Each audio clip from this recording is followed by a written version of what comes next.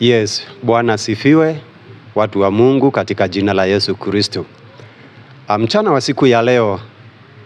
wa siku ya leo, namshukuru Bwana ameniokoa na amenihifadhi katika jina la Yesu Kristo. Nataka kukuzungumzia siku ya leo ya kwamba juu ya kumtumainia Bwana, kumtumainia Mungu. Maandiko inasema katika kitabu ya Yeremia 17 mstari wa 5 na wa 6 ya kwamba alaaniaye ni yule mtu ambaye anamtumainia mwanadamu, maana atakaa kama mti ambayo umepandwa pale nyikani, mahali ambapo hakuwezi toka kitu. Ile neno nilikuwa nataka sana ukalielewe, ndugu na dada yangu, ni kwamba kumtumainia Bwana. Kumtumainia Bwana. Tumainia Bwana ndani ya moyo wako. Kulaaniwa ni yule mtu anayemtumainia mwanadamu.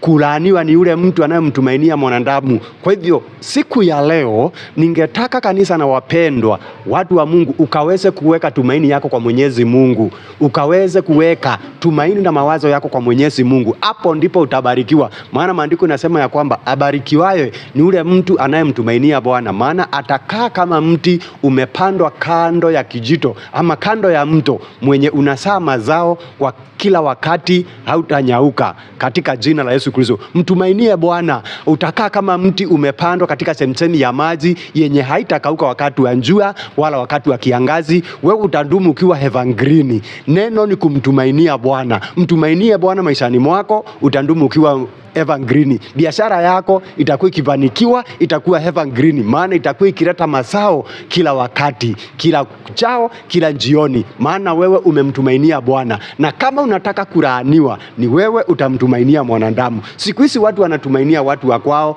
viongozi wa kwao, wanasiasa, wanatumainia matajiri walio karibu naye, lakini jambo ni kwamba ukaweze kumtumainia Bwana, utakaa kama mti umepandwa kando ya maji na chemchemi ya maji. May God bless you as you decide to put your trust in the Lord Almighty. And God bless you ukiweka roho yako kwa kumtumainia Bwana. Amen, amen, na mbarikiwe.